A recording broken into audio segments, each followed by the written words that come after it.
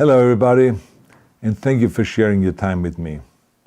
I'm sending this message through various different channels to reach my dear Russian friends and the Russian soldiers serving in Ukraine.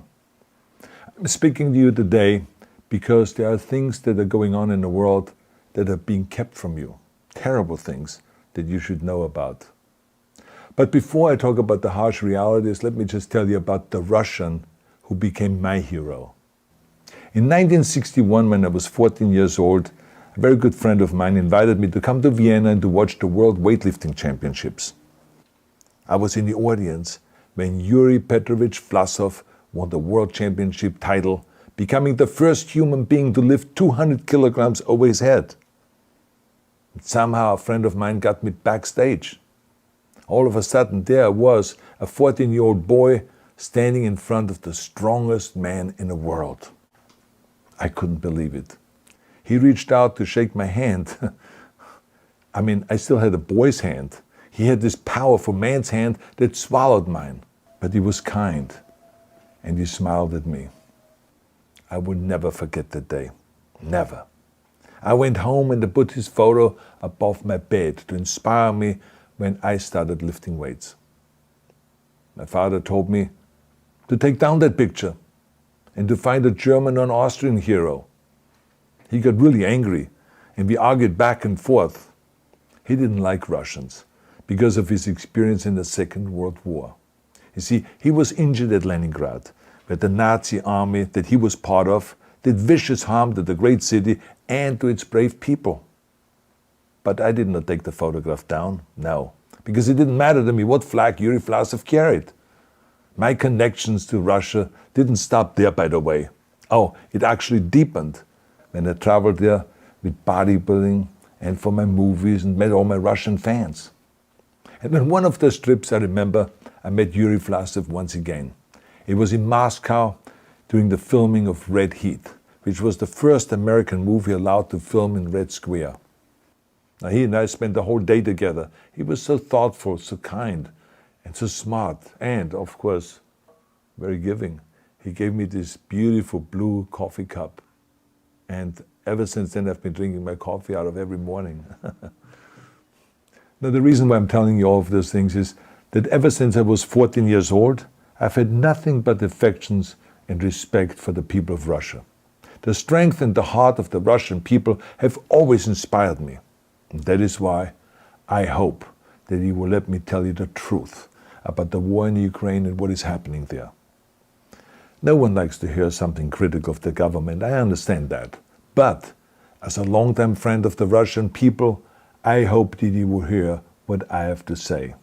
And may I remind you that I speak with the same heartfelt concern as I spoke to the American people when there was an attempted insurrection on January 6th last year, when a wild crowd was storming the US Capitol, trying to overthrow our government.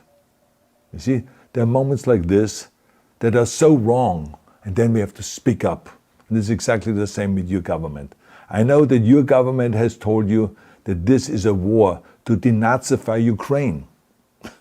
Denazify Ukraine? This is not true. Ukraine is a country with a Jewish president, I might add, whose father's 3 brothers were all murdered by the Nazis. You see, Ukraine did not start this war. Neither did nationalists or Nazis. Those in power in the Kremlin started this war. This is not the Russian people's war. No. As a matter of fact, let me tell you, what you should know is that 141 nations at the UN voted that Russia was the aggressor and called for it to remove its troops immediately. Only 4 countries in the entire world voted with Russia. That is a fact. See, the world has turned against Russia because of its actions in Ukraine. Whole city blocks have been flattened by Russian artillery and bombs, including a children's hospital and a maternity hospital. 3 million Ukrainian refugees, mainly women, children, and elderly, fled their country, and many more are trying to seek to get out. It is a humanitarian crisis. Because of its brutality, Russia is now isolated from the society of nations. You're also not being told the truth about the consequences of this war on Russia itself. I regret to tell you that thousands of Russian soldiers that have been killed. They have been caught between Ukrainians fighting for their homeland and the Russian leadership fighting for conquest. Massive amounts of Russian equipment have been destroyed or abandoned. The destruction that Russian bombs are raining down upon innocent civilians has so outraged the world that the strongest global economic sanctions ever taken have been imposed on your country. Those who don't deserve it on both sides of the war will suffer. The Russian government has lied not only to the citizens, but to its soldiers. Some of the soldiers were told they were going to fight Nazis. Some were told that the Ukrainian people would greet them like heroes, and some were told that they were simply going on exercise. They didn't even know that they were going into war. And some were told that they were there to protect ethnic Russians in Ukraine. None of this is true. The fact is that Russian soldiers have faced fierce resistance from the Ukrainians who want to protect their families and their country. When I see babies being pulled out of ruins, I think that I'm watching a documentary about the horrors of the Second World War, not the news of the day. Now let me tell you, when my father arrived in Leningrad, he was all pumped up on the lies of his government. And when he left Leningrad, he was broken, physically and mentally. He lived the rest of his life in pain. Pain from a broken back, pain from the shrapnel that always reminded him of these terrible years, and pain from the guilt that he felt. To the Russian soldiers listening to this broadcast, you already know much of the truth that I've been speaking. You have seen it with your own eyes. I don't want you to be broken like my father. This is not the war to defend Russia that your grandfathers or your great-grandfathers fought. This is an illegal war. Your lives, your limbs, your futures are being sacrificed for a senseless war condemned by the entire world.